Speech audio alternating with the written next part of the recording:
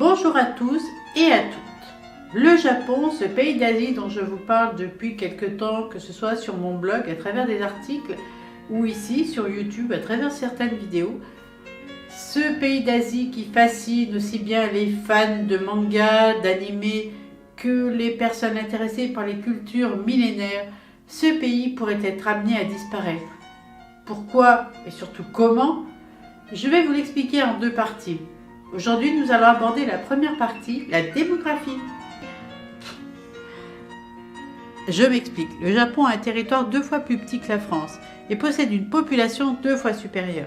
En clair, là où on trouve 112 habitants français sur 1 km², il y aura 338 Japonais. Alors comment un pays aussi peuplé que le Japon pourrait-il être menacé d'extinction?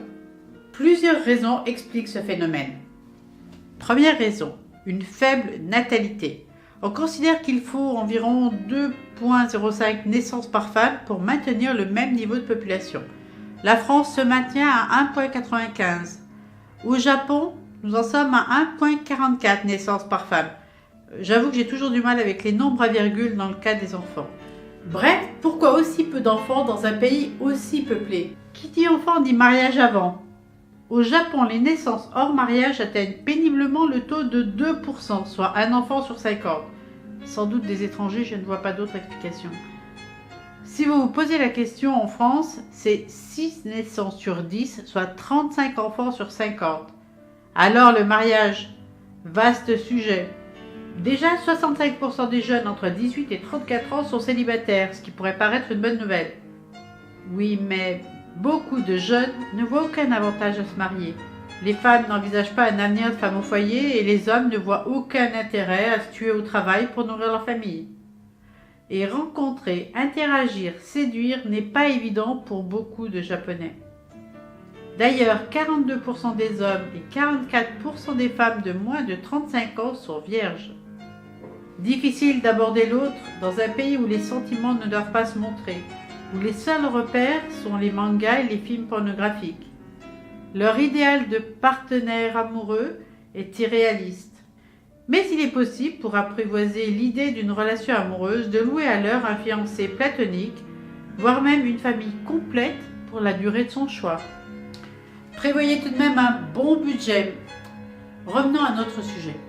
Le taux de mariage a chuté de 30% en 30 ans. Il est même possible de pratiquer un solo wedding pour les femmes, une journée pendant laquelle elles jouent à la future mariée sans mari.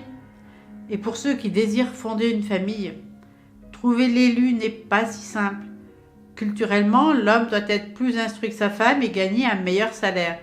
Alors si madame a fait de hautes études et gagne bien sa vie, dénicher un époux se révèle digne d'une chasse au trésor. Et quand il y a mariage, il est souvent plus tardif. Beaucoup de Japonais ne croient plus en une économie prospère et s'inquiètent pour leur avenir.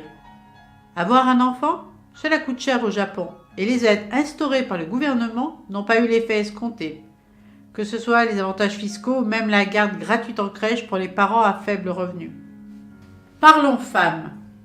Elles doivent souvent choisir entre travail et maternité. Celles qui adorent leur métier ne seront pas mères. Enceintes, elles sont facilement poussées vers la sortie. Je vous invite d'ailleurs à regarder la vidéo plus complète que j'ai faite sur ce sujet très précis. La deuxième raison à cette disparition programmée est le pourcentage de personnes âgées au Japon. C'est même une fierté japonaise. On vit vieux au Japon. 35% de la population a plus de 65 ans. D'ailleurs, si avant le gouvernement offrait une coupelle à saké en argent à chaque centenaire, il se contente maintenant d'une coupelle en plaqué argent, et tout ceci à cause du coût bien trop élevé de cette mesure. Qui dit taux élevé de personnes âgées dit mortalité élevée. En 2018, il y a eu 1 340 000 décès enregistrés contre 944 000 naissances, soit une perte de 400 000 citoyens japonais. Voici une citation d'un journaliste chinois. « Les jeunes japonais sont une denrée rare et ils sont si peu nombreux quand on regarde la démographie du pays qu'on peut les comparer au nombre de pandas dans la province de Sichuan en Chine, une espèce protégée, un trésor national. » La troisième raison à cette disparition annoncée est l'immigration réduite au Japon. Jusqu'à présent, le gouvernement donnait priorité à l'intelligence artificielle, donc à la robotique pour pallier le manque de bras. C'est surtout dans le domaine des soins aux personnes que l'accent est mis, car selon le ministère de la Santé, 380 000 employés vont manquer dans ce secteur d'ici 2035. Mais le coût et la sécurité vis-à-vis d'autrui, des robots, en freinent le développement. Et alors cette baisse de la population japonaise inquiète beaucoup les politiques. Les lois en faveur des familles n'ayant pas donné les résultats escomptés, Abe Shinzo, le Premier ministre, au départ opposé à un assouplissement de la loi sur l'immigration, a revu ses priorités et s'est donné comme objectif d'enrayer le phénomène. Les lois ont donc été assouplies pour permettre l'embauche de personnel dans le secteur de la construction en vue des JO de 2020. Malgré tout, ces constructions continuent à prendre du retard par manque de main-d'œuvre. Un nouveau statut de visa va permettre à des travailleurs peu qualifiés d'immigrer, à condition d'œuvrer dans les secteurs de l'agriculture, du bâtiment, des travaux publics, de l'hôtellerie, de la vente au détail, du soin aux personnes âgées. Bref, là où la pénurie de personnel est la plus criante. Mais en ces temps où l'on parle de décroissance, où la population mondiale dépasse allègrement les 7 milliards, pourquoi ne pas envisager le point de vue de ce philosophe? Être moins nombreux et avoir une meilleure qualité de vie serait la seule alternative possible. Ce qu'il faut protéger, ce n'est pas notre argent, mais nos monts et nos rivières.